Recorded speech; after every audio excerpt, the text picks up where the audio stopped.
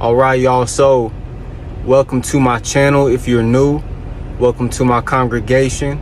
This video will be pertaining to God, so if that's not you, you should still stay and watch, because you'll grab something from what I'm about to say. So we all know that life is peaks and valleys, and it's really easy for us during a slump season to believe that life will always be like that. When I look back and reflect, I've had times in my life where I had forward motion and my mental health was so much more clear. I was making better decisions. I was consistently sticking to good habits, right? And I didn't realize how much motion I had going for myself until I would go back into a dip, until I would go back into a valley, until I would go back into a season where things were stagnant.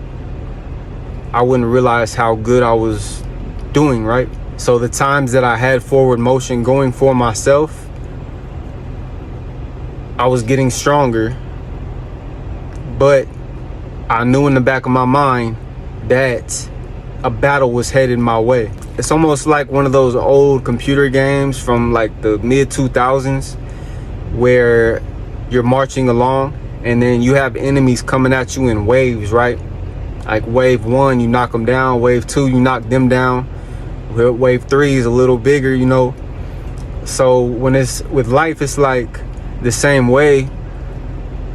You got the forward motion going, you're walking, you're moving, but the only difference is you don't know when the wave of enemies is coming, and you don't know what direction they're coming from. You don't know what angle the devil's about to hit you from. And more often than not, it's coming in the form of distractions, or it could come from things like grief, you know, losing somebody. Or it could come in the form of a person, you know. People can slow you down for real. You know, we've always been taught that people can be a lesson or a blessing, and they usually are either one or the other. Now, as you're marching towards this wave of enemies, if you stay close to God during this time, during the time when things are going good for you, going smooth, if you stay close to God, then you will be more equipped, right? Your soldiers will have, you know, axes, swords, shields, beams, lasers, Ks, 30s. No, I'm just playing, but you'll be well equipped for the battle, right? Damn, I'm sweating. However, if you stray from God, which I have done plenty of times, then that wave of enemies coming towards you, the devil is going to knock down the first couple rows of your soldiers, right?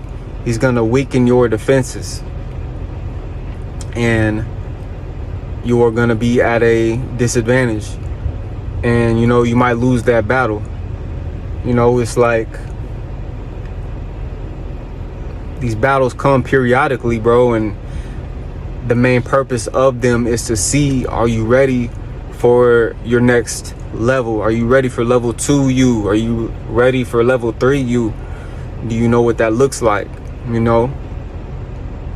And even if you do knock down the wave of enemies, are you strong enough to handle the next wave? You know, it's a lot that goes into it. So an example of a time where I faced a battle in my life, similar to how I'm explaining everything for you.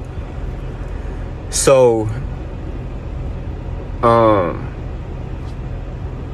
as far as God goes, man, like growing up, so I grew up primarily with my mom and my youngest brother, and me and my mom were never really religious like that. You know, my mom, she didn't take us to church, and you know, I wasn't tripping because I wasn't really I always believed in God, but I wasn't really tapped in religious either. You know, I was like my mom. She believes in God, but we never spent time with them or went to church. And my youngest brother, he grew up with us, right? But he found God on his own at a young age, and he's always been very close to him. My dad, he's very religious, you know, he's very religious. But my dad, he wanted us to get close to God, but he did it the whole wrong way. Like he would force God on us, force religion on us. I'm not knocking my pops though, you know, good intentions behind it, but it is what it is. Anyway, back to the subject. Losing my train of thought. As I was saying, I kind of had to come to God on my own, just through real like mental hurt and pain, where I didn't have anywhere else to go, anything else to turn to, you know. So yeah, anyway, a battle I faced. So at this point, this was a point in my 20s where I was forward motion. Like I was doing good, man, making good decisions, good habits, consistency, you know, gym, healthy eating, you name it, bro. I was on it. And my living situation, I had a couple roommates. I was saving money, I was stacking. And because beforehand I had just moved into this place, I had just got out of jail actually, and I was staying on a family member's couch. And after that happened, they had kind of put me out, you know. But shout out to them. Shout out to Jamie. She looked out for me. Anyway, so I moved into this spot, had a few roommates. I rented a room out, and after that had happened, everything was going good, you know. Everything was going good. And after about 5 or 6 months, bro, I had a roommate move in, and this guy, man, he's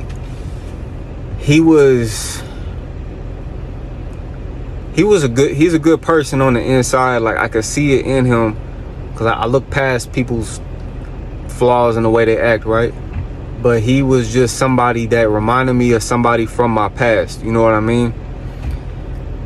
He was just one of those people that if you live around them or you just hang around them, he's kind of like a magic spell that slows down the growth of everything around him. That's pretty much the best way I can explain it.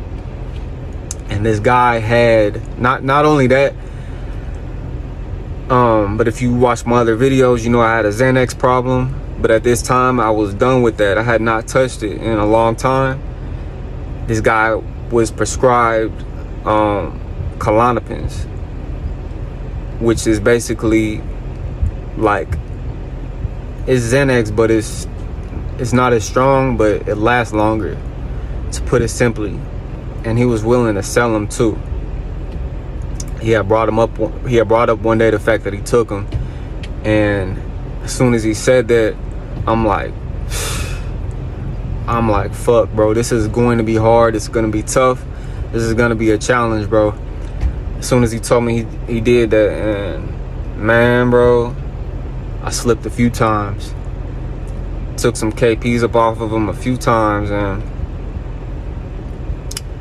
stunted my growth. It slowed my growth. It knocked me off the wagon. You know, he smoked too. I smoked a few times with him. I caved in. And I'm not blaming none of this on him as a person, you know, because all these were my decisions. But me, how I operate, if I'm not around it and I don't see it, I'm good. I will not fall into temptation if it's not around me, you know. So it's like, you see how the devil came at me? Man, he came at me like just blind out of nowhere, you know. Blindsided me for real. So yeah, for a few months I was stagnant. It didn't knock me down to the point where I was down bad, but it still slowed my growth for where I was trying to be in life. And it pulled me away from God periodically. And you know, so if you draw near to God, he will draw near to you. But you know, because God's a perfect gentleman, man. He's not going to force you to do anything. He's not gonna make you do anything. He's gonna let you take the first step. You know, with God, you gotta meet him halfway. So as this was happening, I would pray to God every night, man. God, if I meet you halfway, just promise me that you'll carry me through this. So, you know, I had to put in a conscious effort to meet him halfway on a daily basis. And I didn't do it every day. I did not. But I was real with him. You got to be real with God, man. I would tell him, just, God, you already know what's going on with me. And you know how I slip and fall, man. So if I put in just a little effort, man, please meet me halfway. And he did. He really did. He helped me get back up on the horse. And after that, things were good. You know, I was back. So at least the way in my life it works, I do good for a period, then a battle comes, and if I win or lose, if I lose, you know, a few months of stagnation happens, but it's all good. I'm back a few months later. I'm back stronger. I'm back better than ever. And you know, this keeps repeating in my life until I'm just savage, man. I'm a warrior. I'm strong. And so if you're ever in a low period, man, if you're in a slump, I want you to take note of this and realize this, that it's not permanent, because the devil will make you think it's permanent, that you're defeated, bro. You're never defeated, man. If you're walking in the will of God, it does not matter how many times you fall, bro. You will get back up and succeed. You will, I promise you. You know, so yeah, just keep that in mind. But with all that being said that I just said, I don't want you to walk through life always thinking about it as a battle, as battle after battle. I don't want you to walk through life thinking like that. I want you to keep it as a foundation of strength mentally, right? I want you to have that, like I said, as your foundation. You know, but I don't want you to wake up every day and think about life as a struggle or as a battle. You shouldn't think about life like that, bro, because I did at one point, and I know a lot of people that do. Matter of fact, it's even made popular, especially in rap music, about, you know, struggle and coming from the grind and coming from the mud, but it's made to seem like that's all life is about, is always a struggle, bro. It's not. I want you to walk through life with gratitude, with joy, man. You know, do not view life as a struggle, and just view struggle as a part of life. You know I just said all that I just said, but I want you to walk through life with optimism. That's what I do. I always walk through life with optimism, because believe it or not, man, it's a healthy way to think. And that health, the way, if you think healthy, bro, you will be healthy as well. Health doesn't just come from eating right, it comes from thinking right. You know, so yeah, just keep that in mind, bro. Also, y'all, to my subscribers, to people that watch my videos and you like it, man, when you watch my videos, bro, I still want you to think for yourself. I don't want you to completely adopt my mindset. I'm not on here this isn't a cult, bro. I don't want you to completely adopt the way I think. I just want you to view the world through the lens of me, and through what God has done for me and through me. I'm letting you look at the world through my lens, through my eyes, and then that way you can take something from it and then put your glasses back on and look at the world through your lenses, and maybe it might make a connection in your brain that sparks something within you. It sparks an idea, or sparks, you know, just forward motion in some type of way. But yeah, y'all, I'm gonna get back to work, man. Appreciate y'all listening to me run my mouth on my channel. It means a lot. And stay tuned for my next episode. Much love. Y'all have a great day.